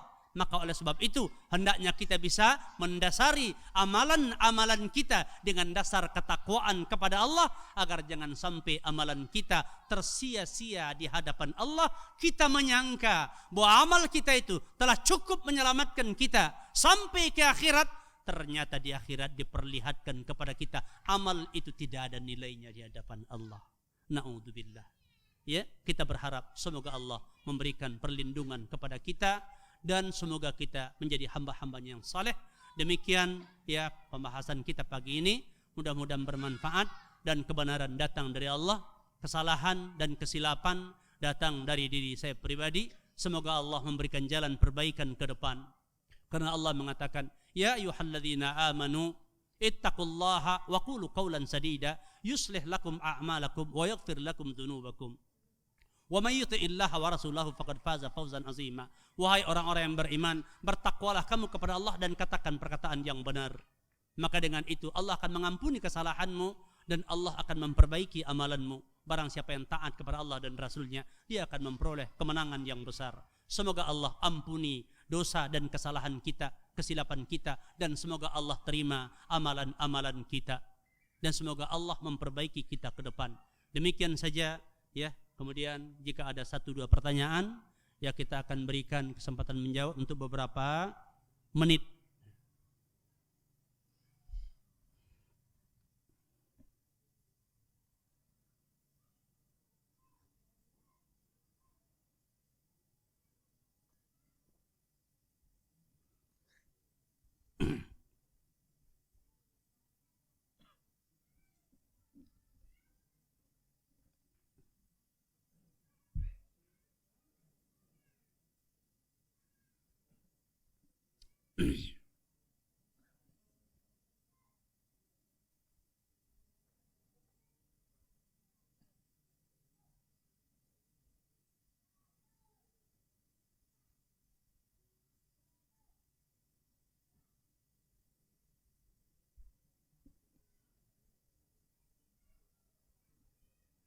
Bagaimana cara menghilangkan riya ketika kita beribadah yang awalnya karena Allah? Riya timbul adalah berkaitan dengan kebutuhan. Apa yang menjadi kebutuhan kita di dalam beramal?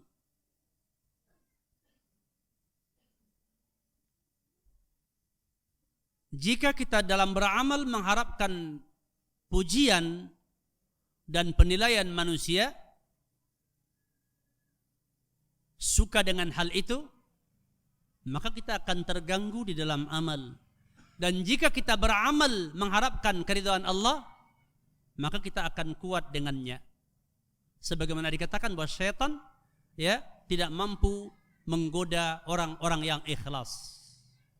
Persoalannya bagaimana seseorang bisa ya meningkatkan keikhlasannya, ya. Ini adalah sejalan dengan tauhidnya. Kesempurnaan tauhid seseorang akan membuatnya lebih kuat di dalam menangkal tipu daya syaitan yang datang kepadanya. Nah, kalau ditanya bagaimana cara menghilangkan riya di dalam beramal yang awalnya kita ikhlas, maka adalah dengan mempelajari ya tauhid. Menekuni pelajaran tentang tauhid dan membersihkan daripada segala bentuk kesyirikan yang bisa merusaknya, baik itu syirik besar maupun syirik kecil. Dan mengetahui bahwa segala kebutuhan ya, segala kebutuhan yang kita berhajat kepadanya itu adanya di sisi Allah, bukan di sisi makhluk. Termasuk pujian, ya. Ketika kita beramal mengharapkan pujian manusia, bahkan pujian manusia itu tidak akan didapat, ya, tidak akan didapat. Pujian manusia atas seseorang tidak akan didapat kecuali atas ya izin Allah. Maka oleh sebab itu, ketika seseorang menghadapkan ibadahnya hanya untuk mengharapkan nilai di sisi Allah, maka Allah yang akan menggerakkan hati manusia untuk ya memujinya. Maka ya Syekh Utsaimin menyebutkan bahwasanya jika seandainya seseorang beramal dengan ikhlas karena Allah, kemudian sampai selesai, setelah selesai kemudian dipuji orang, ini tidak merusak amalnya. Bahkan itu ketika ditanyakan kepada Nabi hal ini, kata Nabi, itu adalah kabar gembira. Itu adalah kabar gembira di dunia sebagai balasan Allah untuk orang-orang yang beramal saleh. Ya, jadi tidak mengapa kalau dia punya kedudukan, ya, dimuliakan orang di dunia ketika dia beramal karena Allah. Ya. Ketika dia mendengar dengan telinganya bahwa orang-orang memujinya, selama tidak menggiringnya kepada perbuatan yang salah, itu adalah kabar gembira. Apa yang dituntut dari dia ketika orang memujinya dengan hal itu setelah dia beramal? Ayashkura lillah. Hendaknya dia bersyukur kepada Allah atas ketetapan Allah telah menjadikan dia dipuji orang lain atas izin Allah, di mana Allah yang menjadikan orang-orang memujinya. Ya. Jadi sebab itu adalah meningkatkan tauhid. Karena keikhlasan bertingkat-tingkat.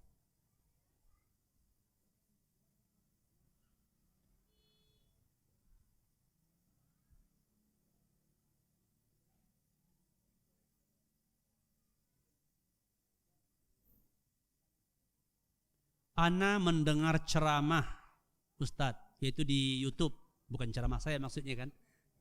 Bukan Ana mendengar ceramah Ustadz, bukan maksudnya.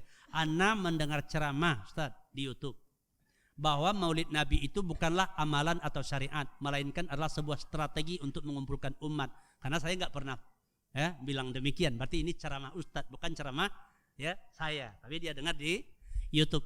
Katanya bahwasanya Maulid Nabi itu bukanlah amalan atau syariat, melainkan strategi untuk mengumpulkan umat.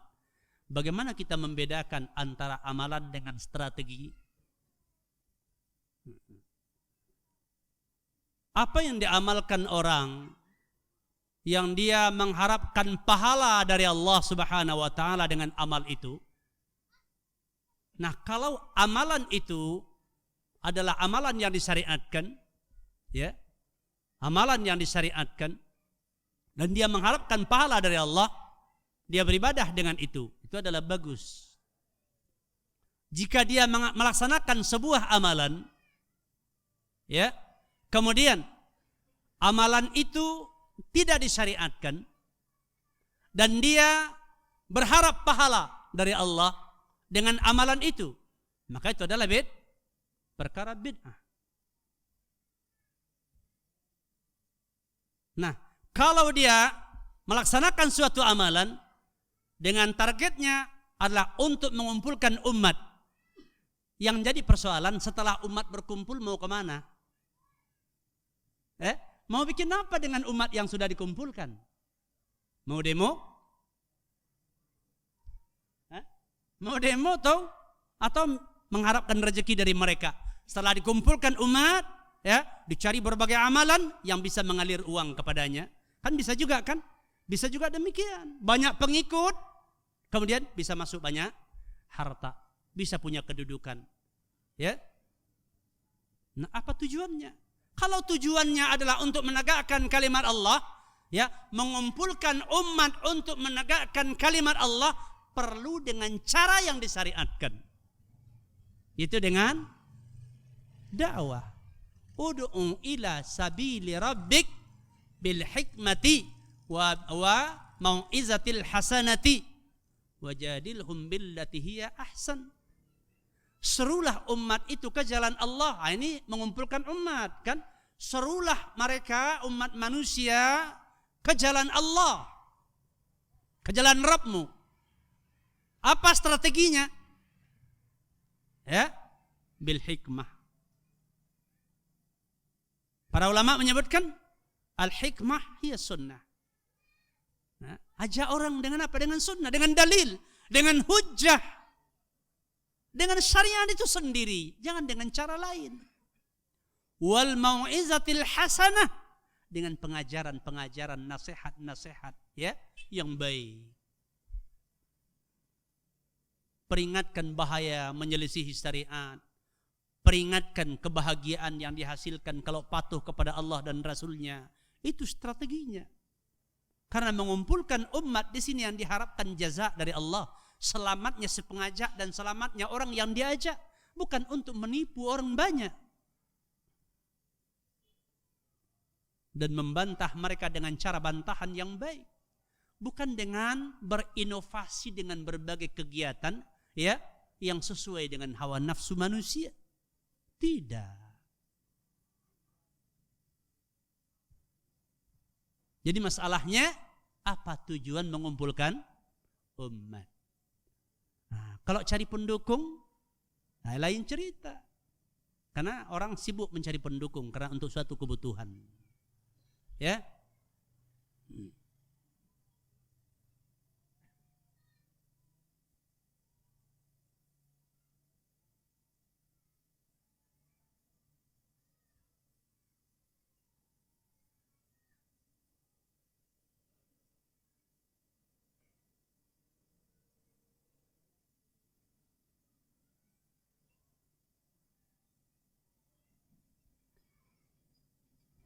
Saya ingin bertanya, setiap subuh saya melakukan amalan membaca surah Yasin dan sehabis maghrib membaca surah Al-Qari'ah.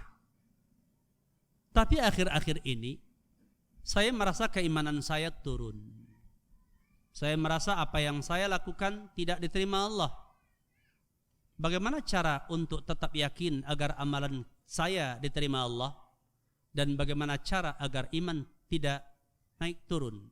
Ya, kalau bagaimana agar amalan diterima Allah, ya tadi sudah kita sebutkan, ya kalau iman insyaallah kita sebagai muslim mukmin hanya perlu meningkatkan kesempurnaan iman.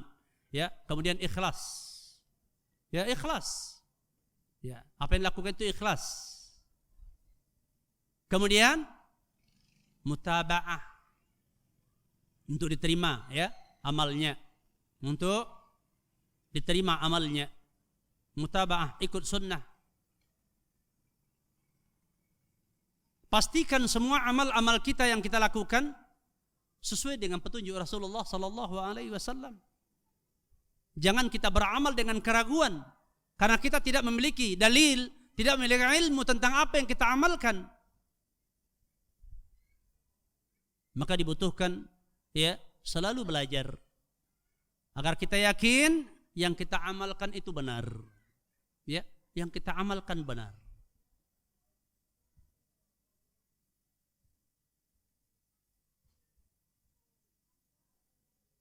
Kalau perkara iman naik turun, memang dikatakan al-iman yazid wa yanqus. Iman ya berkurang dan bertambah dan berkurang. Yazid bitta'ah, untuk meningkatkan keimanan dengan meningkatkan ketaatan. Ketaatan ini adalah melakukan apa yang disyariatkan. Ya, dipastikan adalah yang dilakukan itu memang disyariatkan oleh Allah, memang diajarkan oleh Rasulullah sallallahu alaihi wasallam. Ya, wa yanqusul iman bil ma'asi, berkurangnya iman karena kemaksiatan. Pelanggaran-pelanggaran yang kita lakukan adalah menyebabkan turunnya iman. Termasuk bahwasanya bentuk pembelaan kepada sesuatu yang tidak ada dasarnya dari syariat Islam dibela, itu akan mengurangi iman.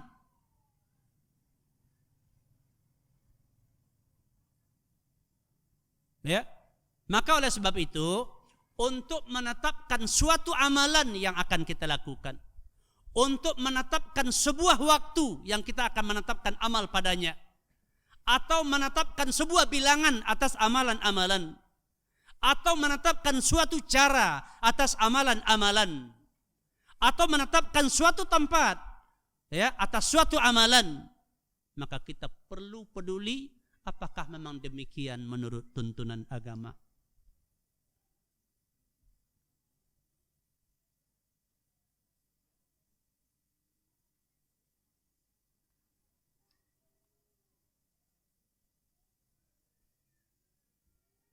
Ya, terkadang orang melihat sebuah amalan yang disyariatkan, betul disyariatkan. Hanya saja dia lupa bahwasanya dia menetapkan waktu mengamalkan sebuah amalan ya yang seharusnya ada dalil untuk menetapkan, ya, dia tidak memiliki dalil untuk itu.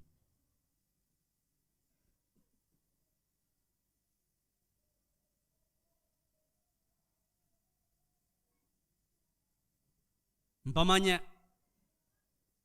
salat duha adalah ibadah yang mulia. Ya, salat berjamaah ibadah yang mulia. Kemudian orang lakukan salat duha berjamaah di masjid umpamanya. Setiap jam 9 salat duha berjamaah. Nah, dikatakan ini enggak sesuai dengan sunnah, enggak sesuai dengan syariat. Siapa bilang salat duha tidak sesuai dengan syariat, kata dia. Ya. Masalahnya yang tak sesuai dengan syariatnya adalah menegakkan salat duha berjamaah di masjid, apalagi setiap pagi. Begitu. Maka perhatikanlah amalan-amalan yang lain yang kita lakukan dalam hal ini. Mau membaca Al-Ikhlas, mau membaca Yasin, ya, mau membaca Al-Baqarah, boleh-boleh saja, kapan-kapan saja boleh kita baca Al-Quran pada waktu-waktu yang yang disyariatkan, pada tempat-tempat yang disyariatkan. Tatkala kita katakan umpamanya, ya, mengamalkan atau membaca surat ini pada waktu tertentu yang tidak ada dalilnya, ya, kita menetapkannya, ya, seolah-olah kita menetapkan Allah memberikan pahala dengan pembatasan yang kita buat. Maka itu sebuah kekeliruan dan jatuh kepada bid'ah. Makanya, ya, agar kita terus belajar, ya, terus belajar menjadi seorang ahlu sunnah bukan hanya dengan ikrar, akan tetapi diikuti dengan usaha menuntut ilmu dan kemudian memperbaiki amalan demi amalan agar sesuai dengan tuntunan Rasulullah sallallahu alaihi wasallam. Wallahu a'lam.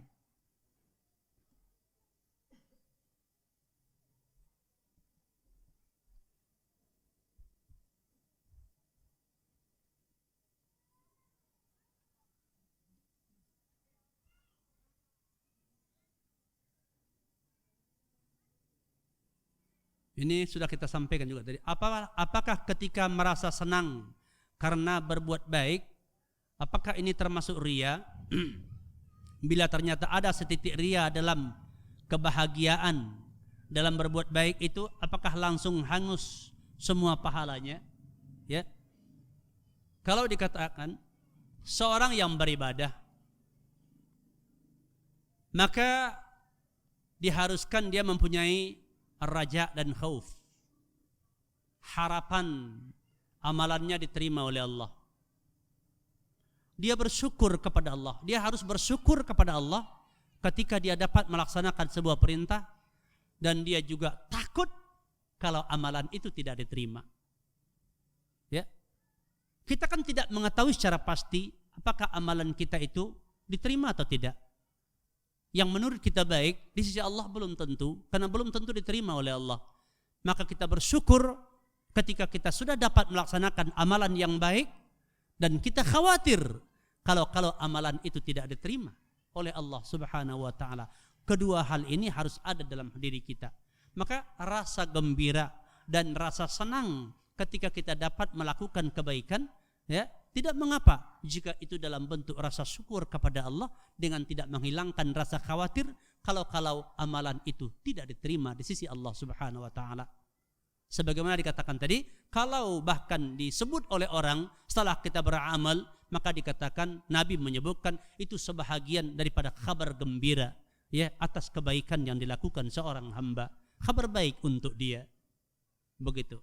Ya, tapi dalam bentuk rasa syukurnya kepada Allah, dan kemudian berharap dan berdoa semoga amalan itu diterima oleh Allah Subhanahu wa taala, dan dia khawatir kalau itu tidak diterima Allah.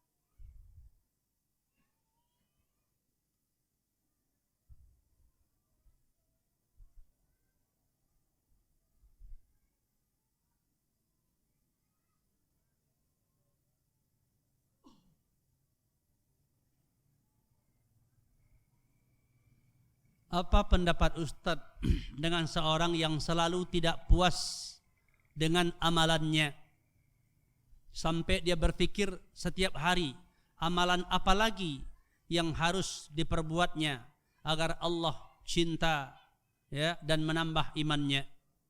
Pada setiap hari orang itu banyak melakukan amalan-amalan saleh. Apakah ini tandanya orang ini tidak merasakan manisnya iman atau bagaimana? Ya, kalau orang merasa tidak puas dengan amalnya, ya, dalam arti kata senang beriman, senang beramal saleh, ya, senang dia beramal saleh, maka itu bagus. Dia tidak puas beramal, mau terus beramal. Kenapa? Karena nikmat di dalam amal.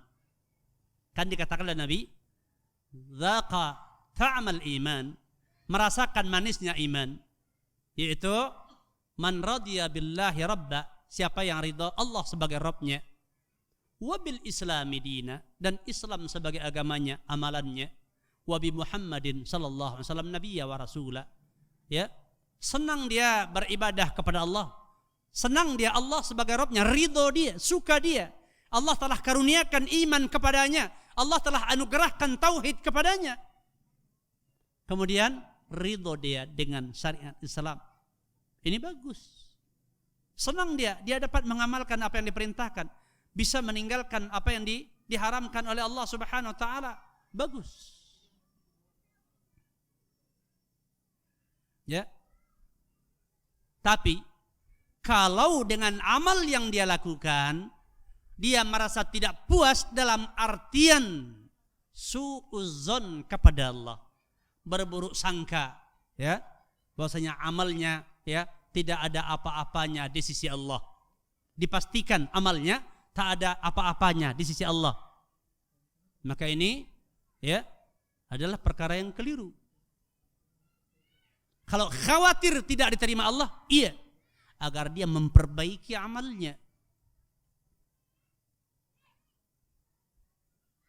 Kalau banyak amal-amal salehnya, memang seharusnya seluruh kehidupan kita ini amal saleh. Bukan hanya banyak, ya, bukan cuma banyak, hendaknya seluruh perbuatan kita menjadi amal yang diterima oleh Allah.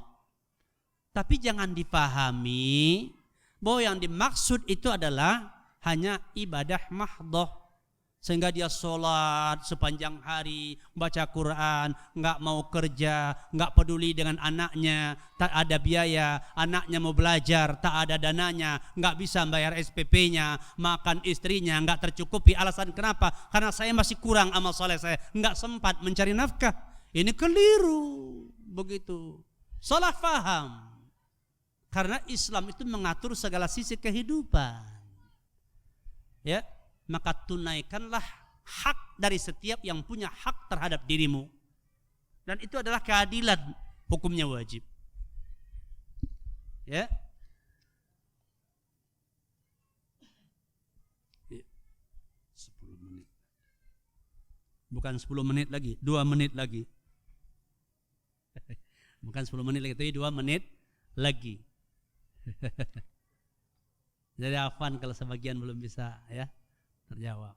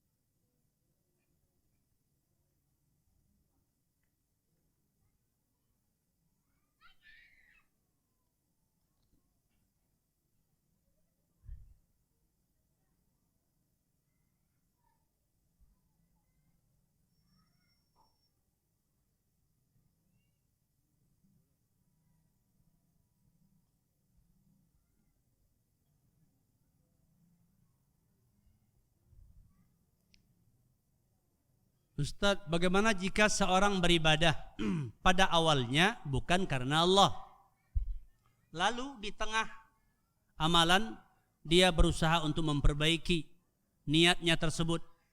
Apakah amalannya diterima? Ya. Ini berkaitan dengan yang terjadi di tengah amal berarti. Kalau tadi yang disebutkan awalnya ikhlas, di tengah amal terjadi riya. Maka kalau dia lawan, maka dia mendapatkan balasan atau dapat hasil dari amal. Sekarang terbalik. Awal amalnya muncul karena riya. Kemudian dia menyadari dan berusaha untuk menolak riya tersebut. Ya, maka ini tentu terbagi kepada dua bahagian. Kalau amalannya, ya, kalau amalannya yang awal dan yang akhir berkaitan, umpamanya salat, ya, dia awal salat bukan karena Allah, dia berusaha memperbaiki, ya, pada hasilnya dia bisa karena Allah, ya diterima ibadah salatnya. Kalau dia kemarin berinfak, ya riya, ya, atau awalnya dia berinfak riya, kemudian berinfak berikutnya karena Allah, yang karena Allah dia dapat pahala.